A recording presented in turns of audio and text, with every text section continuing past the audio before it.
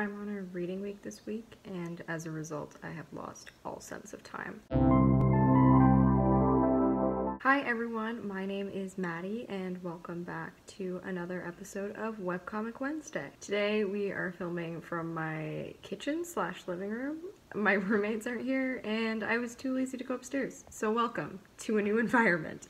So today's episode, we're going to be talking about the webcomic Long Exposure, which is written by Mars Heyward. And this comic is complete, which I think is the first one that I've covered that's been complete so far. I actually, when I read it, it was like a few pages away from being complete, and having to wait for the last few pages was very difficult, even though I can imagine it was more difficult going on the 3 or 4 year journey, however long it had been since this comic was written.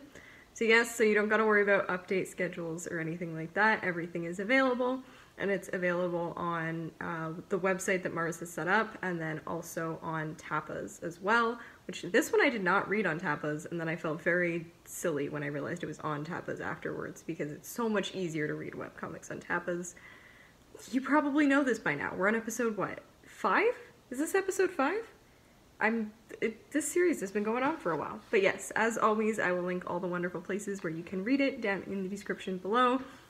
And please feel free to give the authors some love if you really enjoy it. I know Mars sells some t-shirts or hoodies based on what the characters wear in the comics.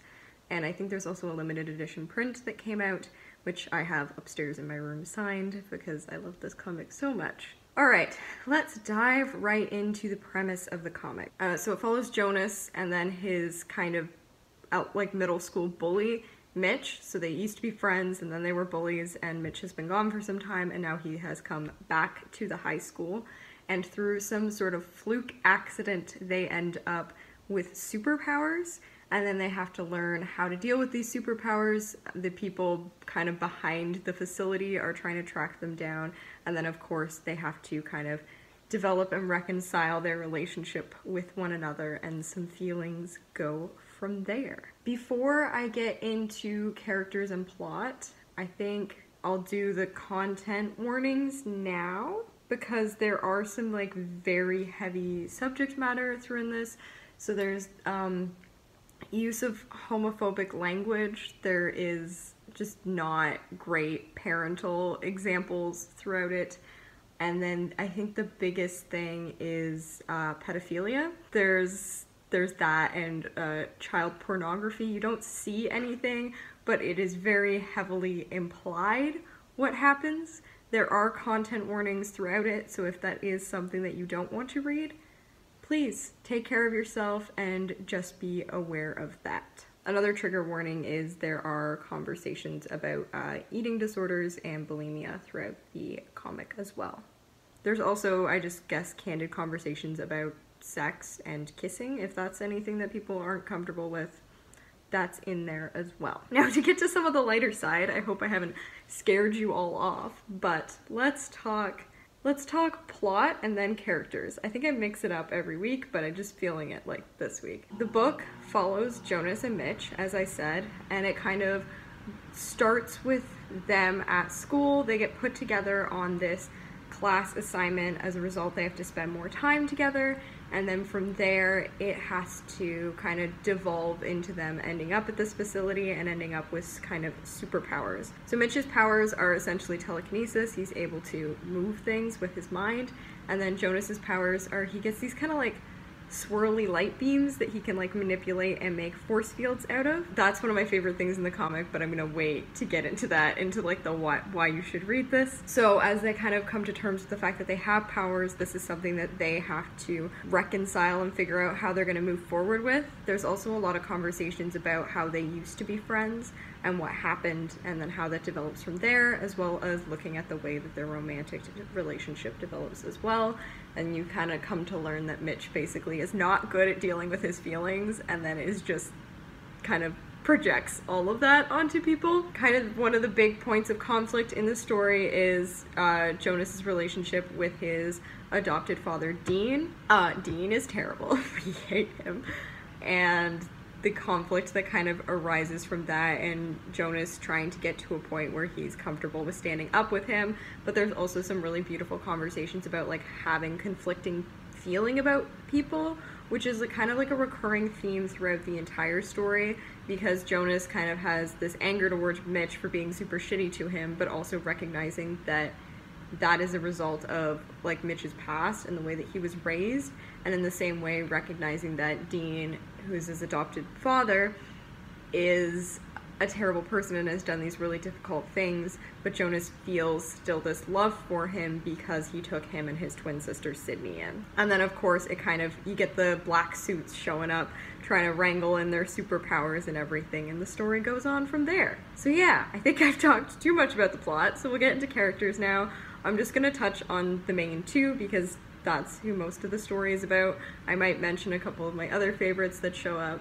So Jonas is kind of shy, kind of introverted. He's kind of this little bit like a chubby outsider kid, and he's very reserved, I guess, in some sense, where he kind of struggles to be open about his emotions or to kind of face conflict with people, and that's something that he has to learn to deal with as the story goes on.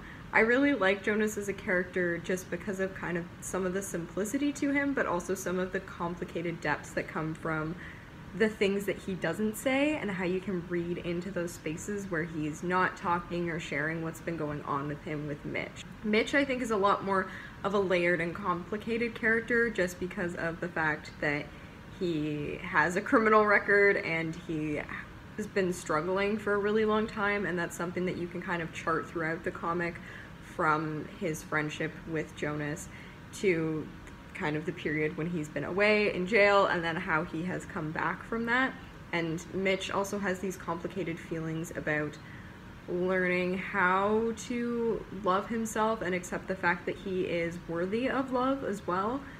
And I think that's one of the things that I really appreciate about his character, is even though he has this really kind of scary, tough outward exterior, he's like a big softie at heart, which is like shown through like his pet that he like picked up off the side of the road, and like no one really knows what it is, but it doesn't look like any animal, but he's gonna take care of it anyways, and that's something that I really appreciate. I think the other characters that I really like in this comic are Mitch's friends, because the comic does a really good job of not belittling the people who often get belittled in high school.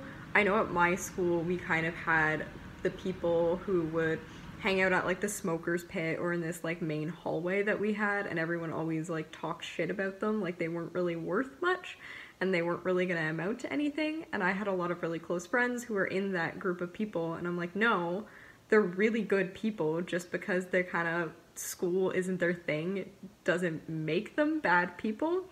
And Mitch's friends, who I think are Javier, Scratch, and Cliff, are loyal to him to an end. They're great friends, they're really great people. It's just that the whole school thing isn't really their vibe. Alright, why you should read this. Let's dive into that basket, shall we? One of the things that I was going to mention earlier is the lights.